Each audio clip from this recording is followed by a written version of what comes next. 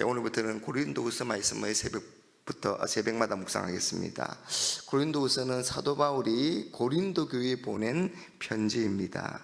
바울은 순회 선교사로서 제3차 선교 여행을 에베소 지역에서 하고 있었습니다. 이때 제2차 선교 때 세운 교회인 이 고린도 교회의 성도들이 바울을 찾아왔습니다. 그들이 찾아온 이유는 교회의 여러 문제들에 대해서 바울의 가르침을 받기 위해서입니다. 그래서 바울이 쓴 편지가 고린도 전서입니다. 그리고 바울은 그 결과가 궁금해서 고린도 교회를 방문하게 되는데, 이 고린도 교회에 들어온 거짓 교사들로 인하여서 바울을 오해하고 배척했습니다. 그래서 바울은 이 방문에서 돌아온 후에 이 안타까운 마음으로 이 성경에 기록되지 않은 편지 하나를 고린도 교회에 보내게 됩니다. 이 안타까운 마음이 담겼기 때문에 고린도후서 2장 4절에 보면 이것을 보통 눈물의 편지다 그렇게 부릅니다. 바울은 이 편지에 대한 반응을 이 디도를 통해서 듣게 됩니다. 이 고린도 교회 성도들이 자신들의 잘못을 회개하고 이 바울의 가르침에 순종하겠다는 그런 좋은 소식이었습니다. 이런 소식은 바울에게 큰 위로와 기쁨이 되었습니다. 위로와 기쁨을 얻은 바울이 고린도 교회에 편지를 다시 보내게 되는데, 그게 고린도 후서입니다. 여러분, 바울은 하나님께서 자신에게 위로를 주셨다 그렇게 오늘 우리에게 말합니다. 오늘 본문 3절과 7절 가운데 보면 이 위로라는 단어가 무려 10번이나 나오고 있습니다. 3절에 찬송하리로다, 그는 우리 주 예수 그리스도의 하나님이시요 자비의 아버지시요 모든 위로의 하나님이시며, 또 4절에 보니까 우리의 모든 환난 중에서 우리를 위로하사 우리로 하여금 하나님께 받은 위로라고 말하고, 그리고 5절과 6절과 7절에서도 이 위로라는 말이 나옵니다. 여러분, 이 위로라는 말의 우선적인 의미는 이 조금 전에 설명해 드린 이 고린도후서의 배경에서 이 고린도 교회가 바울을 오해하고 배척했는데, 하나님께서 이 바울이 고린도 교회와 다시금 좋은 관계를 가질 수 있도록 도우신 것을 말합니다. 여러분, 사역자인 바울에게 이보다 더 큰 위로가 어디에 있겠습니까? 뿐만 아니라 바울이 그리스도의 일꾼으로서 복음을 전하면서 겪은 온갖 고난과 환난 가운데 하나님께서 위로해 주신 것을 말하고 있습니다. 바울은 복음을 전하면서 수고를 넘치도록 했고, 옥에 갇히고 매를 맞기도 했고, 또 헐벗고 굶주리며 이런 모든 것을 다 당했습니다.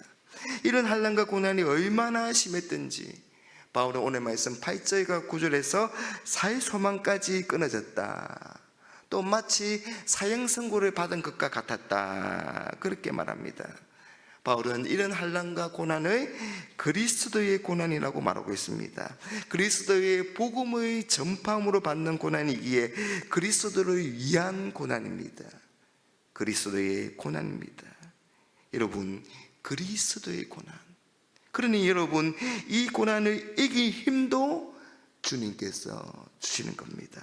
그게 바로 하나님의 위로인 것입니다. 5절의 말씀에 보니까 그리스도의 고난이 우리에게 넘친 것 같이 우리가 받는 위로도 그리스도로 말미암아 넘치는도다.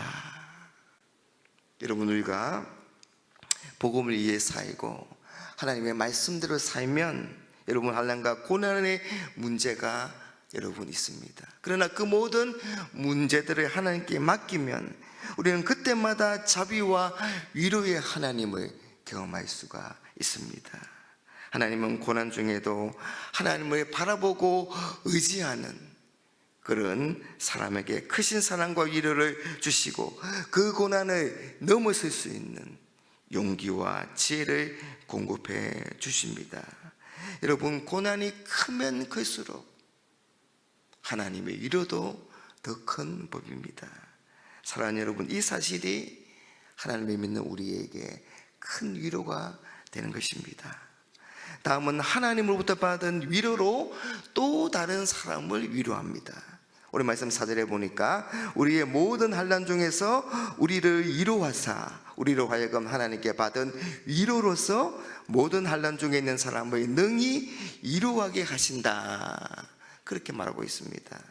여러분, 극심한 환난과 고난으로부터 이 마음의 자유를 얻고 새로운 삶을 사는 그런 사람들을 보면 많은 사람들이 위로를 받습니다. 특히 환난과 고통 가운데 있는 사람들에게는 더더욱 그렇습니다. 그 사람들을 보면서 이 자신이 겪고 있는 환난과 이 고난 이후에 어떤 일이 전개될지를 기대하게 되는 겁니다. 헨리 나우원의 책인 상처 입은 그 치유자라는 그런 책을 보면 우리 그리스도인에게 있는 상처는 다른 사람을 치유할 수 있는 도구다, 그렇게 이야기하고 있습니다. 환난과 고통과 고난 가운데 상처를 입은 우리가 하나님이 주시는 그 위로를 경험함으로 그 상처를 극복한 후에는 다른 사람들이 환난과 고통 가운데 낙심하고 절망할 때 그 사람을 진정으로 위로할 수가 있다는 것입니다. 하나님이 주신 그 위로를 증언하고 이야기하면서 말입니다. 바울 같은 믿음의 선배들이 바로 그런 사람들이었습니다. 그러므로 여러분, 우리는 서로 자신의 아픔을, 절망을 솔직하게 여러분 나눌 수 있어야 합니다. 그리고 저마다 토해나는 이 고단하고 아프고 슬픈 마음들을 정말 넉넉한 마음으로 받아줘야 합니다. 그리고 서로를 끌어안고 함께 아파할 수 있어야 합니다. 또한 더불어 기도해야 합니다.